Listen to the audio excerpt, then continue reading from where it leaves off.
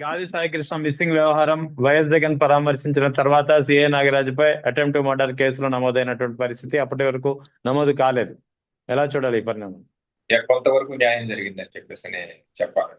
Yeah ముఖ్యంగా కుటుంబ సభ్యులు కానివ్వండి, తర్వాత లీగల్ సెల్ కానివ్వండి, Vijayawada bar association legal cell కానివ్వండి, చాలా తీవ్రంగా ఆ, కొన్ని రోజుల నుంచి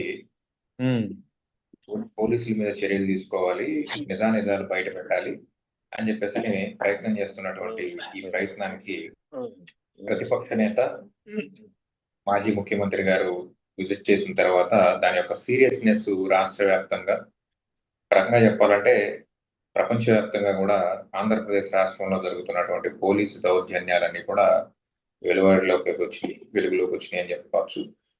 దీని మీద ప్రభుత్వం తక్షణం అంతకు ముందేదో కంటి తుడుపు చర్యలుగా వీఆర్కి పంపించి పక్క జిల్లాకి ట్రాన్స్ఫర్ చేసినటువంటి ఒక పరిస్థితి.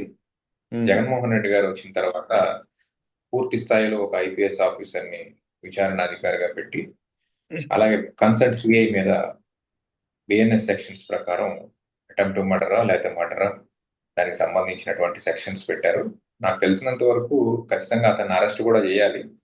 అయితే ఇది పూర్తి స్థాయిలో న్యాయం జరిగింది అని చెప్పేసి ఈ రోజు కూడా మనం ఏకీభవించలేనటువంటి ఒక డెసిషన్ ప్రభుత్వం తీసుకుంది. ఎందుకంటే మొదటి నుంచి మేము చెప్తున్నాం, అడ్వకేట్స్ గా ఒక వ్యక్తి చేయగలిగినటువంటి హింస కాదు. నిజంగా ఏదైతే వారి కుటుంబ సభ్యులు కానివ్వండి, అతని స్నేహితులు కానివ్వండి, లేకపోతే అతనితో పాటు సెల్లో ఉండి పోలీస్ స్టేషన్ లో ఉన్నటువంటి వ్యక్తులు కూడా ఈ రోజు బయటకు వచ్చి యూట్యూబ్స్ లో కొన్ని వీడియోస్ అప్లోడ్ చేసినటువంటి పరిస్థితి, అతన్ని ఏ విధంగా టార్చర్ చేశారు అని చెప్పేసి. ఇది సిఐ ఒక్కరే చేసినటువంటి పరిస్థితి కాదు. ఇది ఇంకా సిఐతో పాటు కొంత బృందం కూడా ఉంది, పోలీస్ బృందం కూడా ఉంది. వారు ఎవరు అనేది ఇప్పుడు వెలుగులోకి రావాల్సి ఉంది. ఇప్పటి వరకు అయితే ప్రభుత్వం తీసుకున్న చర్యలన్నీ కేవలం సిఐ నాగరాజు మీద తీసుకున్నారు. ఇంకా రిమైనింగ్ పోలీస్ ఇన్స్పెక్టర్స్ కానివ్వండి, కానిస్టేబుల్స్ కానివ్వండి, వీళ్ళందరి మీద కూడా ఏదైతే నాగరాజు గారి మీద తీసుకున్నటువంటి చర్యలు ఉన్నాయో అవి తీసుకోవాల్సినటువంటి ఆవశ్యకత, పారదర్శకత ప్రభుత్వం మీద ఉంది. దీని మీద ఇంకా జగన్మోహన్ రెడ్డి గారు స్పందిస్తే ఖచ్చితంగా ఉన్నటువంటి జరిగినటువంటి ఈ నేరానికి సంబంధించి మృతుని కుటుంబానికి న్యాయం చేసినట్టు ఉంటుంది. అదే ఈ సెక్షన్ లో ఏం రిఫ్లెక్ట్ చేస్తున్నా అంటే అతనిపై సిఐ నాగరాజ్ పై నమోదైనటువంటి కేసు సెక్షన్ లో బిఎన్ఎస్ సెక్షన్ 127 క్లాజ్ 4 క్లాజ్ 6, తర్వాత సెక్షన్ 103 క్లాజ్ 1, తర్వాత section 238. What they are implies. 103 అనేది చాలా ఇంపార్టెంట్ సెక్షన్ అండి. BNS section 103 that almost equal to 302 IPC. Previous ఐపీసీలో అంటే అటెంప్ట్ మర్డర్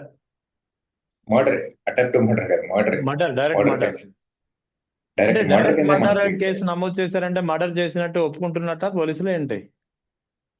అఫీషియల్ ఇన్ఫర్మేషన్ దీనిలో ఇప్పటి వరకు కూడా అఫీషియల్ ఇన్ఫర్మేషన్ ప్రభుత్వం నుంచి ప్రస్ఫుటంగా ఏ విషయాన్ని కూడా ధృవీకరించట్లేదు.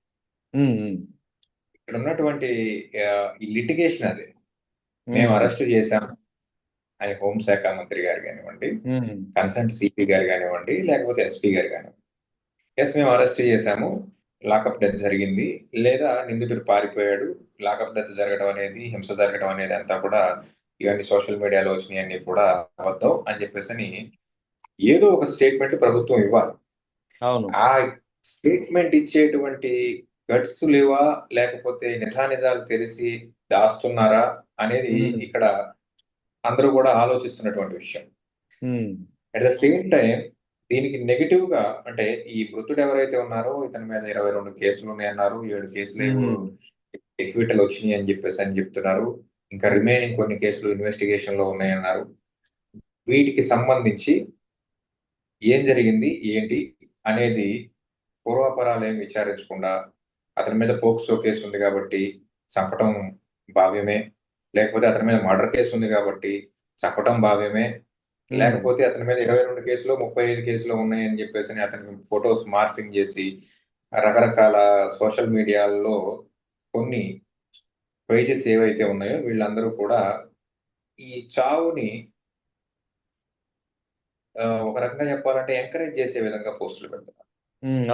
నరేషన్ విజయవాడ స్టార్ట్ అయింది. నగరంలో మాకు తెలిసి సుమారుగా 1000 మంది పైచిలుకు రౌడీ షీటర్స్ ఉన్నారు. అందులో చాలా మంది మీద పోక్సో కేసెస్ ఉన్నాయి, చాలా మంది 302 కేసెస్ ఉన్నాయి. మరి అందరినీ ఇలాగే చేస్తారా? ఉమ్, ఈరోజు ప్రతిపక్షాలు అడుగుతున్నాయి. 90 కేసులు ఉన్నటువంటి ఎమ్మెల్యేలు ఉన్నారు, 22 కేసులు 25 కేసులు ఉన్నటువంటి ఎమ్మెల్యేలు ఉన్నారు. ఆ, వీళ్ళ మీద కూడా అటువంటి కార్యక్రమాలే చేస్తారా? మరి సాక్షాత్తు ఇప్పుడు ఉన్నటువంటి ఎమ్మెల్యేల్లో చాలా మంది మీద లైంగిక వేధింపుల కేసులు ఉన్నాయి. మరి వీళ్ళని కూడా ఇలాగే చేస్తారా? వీళ్ళకి సామాన్యులకి ఒకటే న్యాయం వర్తించదా? ఇలాంటి కార్యక్రమాలన్నిటి గురించి మాట్లాడాలంటే ఈ చట్టాన్ని చేతిలోకి తీసుకునేటువంటి అధికారం రాజ్యాంగం ఎవరికీ ఇవ్వలేదు, ఎక్సెప్ట్ కోర్టుకు సంబంధించి తప్ప పోలీసులకి కనీసం ఒక మనిషిని కొట్టే అధికారం కూడా చట్టం ఇవ్వలేదు. అవును. కానీ ఇవాళ సొసైటీని ఎలా తయారు చేశారంటే ఇన్ని కేసులు ఉన్నాయి కాబట్టి వాడిని చంపేసినా మీరు ఎవరు మాట్లాడకూడదు, ఉమ్, మీరెవరు అతని కుల ప్రస్తావన తీసుకురాకూడదు, లేకపోతే అతని కుటుంబం యొక్క రాజకీయ ప్రస్తావన తీసుకురాకూడదు, రాజకీయాలు కులం గురించి ఎందుకు మాట్లాడుతున్నారు అని అంటారు. ఉమ్, కులం అనేది ఈ రోజు ఆంధ్రప్రదేశ్ తెలుగు రాష్ట్రాల్లో, ఉభయ తెలుగు రాష్ట్రాల్లో కూడా అది అసలు విడదీయలేనటువంటి ఒక సంబంధం లాగా తయారైంది. మీరు పోలీస్ స్టేషన్లో కేసు కట్టాలంటే కులం కావాలి, మీరు కోర్టులో కేసు వేయాలంటే కులం కావాలి, మీరు చదువుకోవాలి అని చెప్పేసి స్కూల్కి వెళ్తే మీ కులం మెన్షన్ చేయాలి. ఇన్ని రకాలుగా కులం అనేది మా వెనకాల ఉన్నప్పుడు ఈరోజు చనిపోయిన వాడు ఫలానా కులం అని చెప్పేసి అని చెప్తే తప్పుగా మాట్లాడతారు. ఇది కుల రాజకీయాలు చేయకుండా. సరే, సాయి కృష్ణ సంగతి పక్కన పెడదాం. మరొక విక్టిమ్ కూడా వచ్చాడు కదా, అతను మాదిగ అవును. సామాజిక వర్గానికి అవును. సంబంధించినటువంటి వ్యక్తి. అతను డైరెక్ట్ గా ఒక సెల్ఫీ వీడియో తీసి నా చావుకి, నా సూసైడ్ కి కారణం అవును. సిఐ గారి పేరు పెట్టి చనిపోయాడు. ఎస్, ఇవన్నీ కూడా చూస్తుంటే చాలా విచారించదగ్గ ఒక విషయంగా. అంటే ఏ రోజైతే పోలీసుల చేతిలో అధికారాన్ని పెట్టిందో ఈ ప్రభుత్వం, విచ్చలవిడిగా తెనాలిలో కానివ్వండి, మంగళగిరిలో కానివ్వండి, యువకులని గంజాయి కేసుల నిమిత్తంతో పేరుతో, ఈవ్ టీజింగ్ పేర్లతో వాళ్ళని హింసించి, వాళ్ళని ప్రజలందరి మధ్యలో వాళ్ళని కొట్టి నడిపించి, వీళ్ళు తమ హీరోయిజాన్ని ఎప్పుడైతే చూపించాలనుకున్నారో ఆ రోజే పోలీస్ చేతుల్లోకి రాజ్యం వెళ్ళిపోయింది. అధికారులకు కావాల్సినటువంటి వ్యవహారాలు అధికారులు చేసుకుంటున్నారు, పొలిటీషియన్స్ కి కావాల్సినటువంటి అరెస్టులు పొలిటీషియన్స్ కి ఫేవర్ గా చేస్తున్నారు. కాబట్టి ఇచ్చిపుచ్చుకునే ధోరణిలో తయారైపోయింది. కాబట్టే ఇప్పుడు మే 19వ తారీఖు జరిగినటువంటి సంఘటన అతన్ని తీసుకొచ్చింది. ఈ రోజు మనం ఏ తారీఖులో ఉన్నామంటే ఇప్పటి వరకు ప్రభుత్వంలో చలనం ఎందుకు లేదు? అవును, 40 రోజులు అయింది.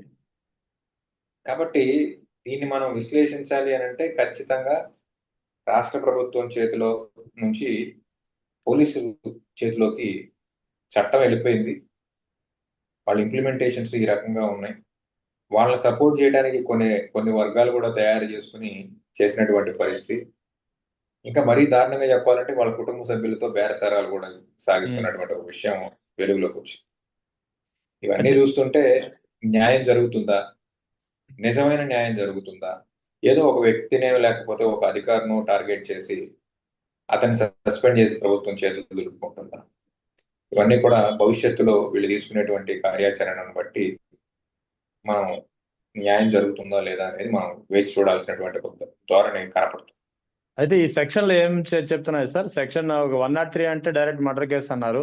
సెక్షన్ 238 ఉంది, సెక్షన్ 127 క్లాస్ 4 క్లాస్ 6. ఇవన్నీ కూడా ఏంటంటేనండి అబ్డక్షన్, అతన్ని బలవంతంగా తీసుకురావడం, ఓకే అతని మీద హింస చేయడం, అన్నిటిని పెట్టారు. కానీ వీటన్నిటికన్నా నేను చెప్పాను కదా 103 అనేది చాలా ఇంపార్టెంట్, డైరెక్ట్ మర్డర్ కేసు, చాలా కీలకమైనటువంటిది. దీన్ని బేస్ చేసుకుని రేపొద్దున శిక్షలు పడేటువంటి అవకాశం ఉంది. నాకు తెలిసినంత వరకు ఒకవేళ హత్య అనేది నిజమే అయితే ఖచ్చితంగా అరెస్ట్ ఉంటుంది. అరెస్ట్ తర్వాత ఆ హత్య తర్వాత బాడీని ఏం చేశారు, ఖచ్చితంగా దానికి మెడికల్ ఎగ్జామినేషన్ జరగాలి. ఇవన్నీ జరగకపోతే శిక్ష ఇంకా తీవ్రంగా ఉండేటువంటి పరిస్థితి.